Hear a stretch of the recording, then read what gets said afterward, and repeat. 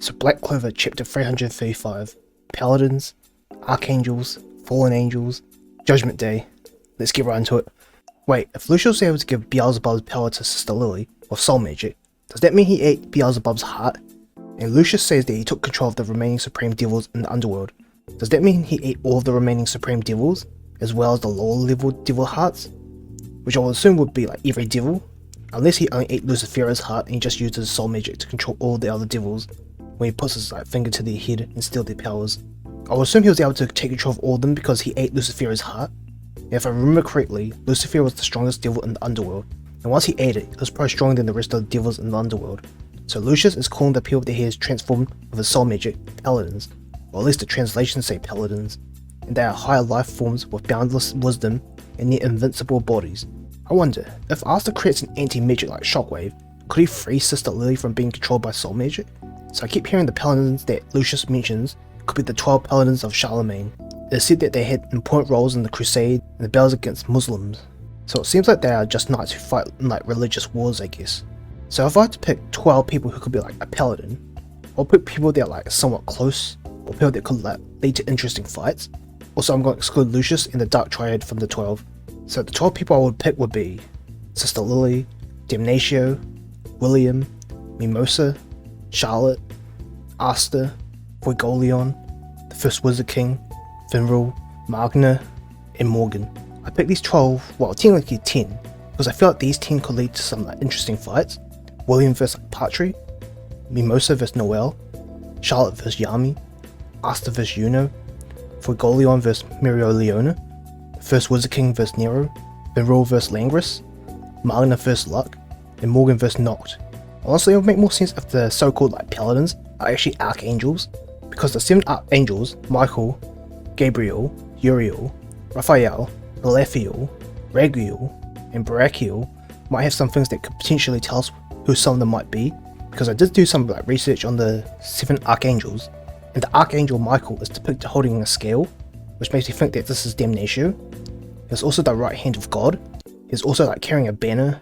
Michael also has like 4 main roles. He's the Law of God, an Angel of Death, meaning he carries all the souls of the deceased to heaven, and he gives each soul a chance to redeem themselves before passing.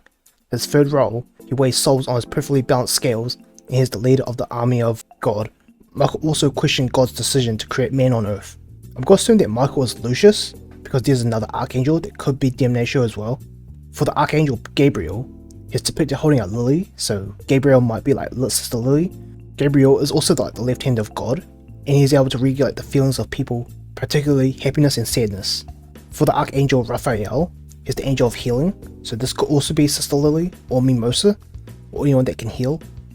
They also hold a bottle, they sound a trumpet during Judgment Day, they also carry a fish, they have a zodiac sign of Aquarius, and in Sufi tradition, the Gorf, or cute bee, meaning perfect human being, is someone who has a heart that resembles that of an archangel. Bro, this has to prove that Lucius and the so-called like, Paladins are actually archangels. They have to be. For Uriel, he's depicted having fire in his hand. He carries a book, a scroll, a flame sword. He's the Angel of Repentance. I also saw something about the Hermetic Order of the Golden Dawn, which probably is the origin of like how Tabata got the name of it. And he also defeated Adremelik, and he's the Angel of Mars. So this could be Mars from the Diamond Kingdom. For Raguel, he's the Angel of Justice, Fairness, Vengeance and Redemption. His purpose was to keep fallen angels and demons in check, delivering judgment to anyone that overstepped their boundaries, and he cast fallen angels to hell. So this could be Damnatio. For Barakiel, he's depicted holding a white rose, or has rose petals all over him, and he's the leader of the Guardian Angels. So Barakiel could be Charlotte, since she uses roses. And for the final Archangel, Salafiel, which I believe is the Angel of Prayers and like worship, and it's depicted holding like a thurible, or like an incense smoker. And the opus I could think of that this could possibly be is like Lotus from the Diamond Kingdom. Also, there was some kind of holy war between the Archangels and the Fallen Angels, so I think they might be somewhat related in a way. Now let's talk about the 7 Fallen Angels, or technically 6, for some reason even though it says 7. But anyways, the 6 Fallen Angels are Moloch, Chemosh, Dagon, Belial, Beelzebub, and Satan. When I was looking through the different Fallen Angels, I found some interesting things about them. For Moloch, or Malik, I found out that he's also called Adremelik. If you don't know who Adremelech is, he's the one that brought Lucifer's heart to Lucius a couple of chapters back. For Chemosh, I found out another name for him is Astarte. When I first saw that, I immediately thought Asta might turn to like a Paladin or an Archangel, but then I read a bit more and it said he is also known as Astaroth, which is the devil that Lucius has. And Beelzebub is pretty self-explanatory, and Satan, aka Lucifer, aka Lucifero. And for Dagon and Belial, I couldn't find anything about them, so it makes sense that the Supreme Devils represent the fallen angels. I wonder what happened to Asta, because Sister Lily says that your death will bring true peace and happiness to the world. Like, it's pretty obvious that Asta's not dead, and Lucius says that now this ideal world will have no flaws, which implies that Asta probably got teleported to another world. He probably just got teleported to like the underworld or something.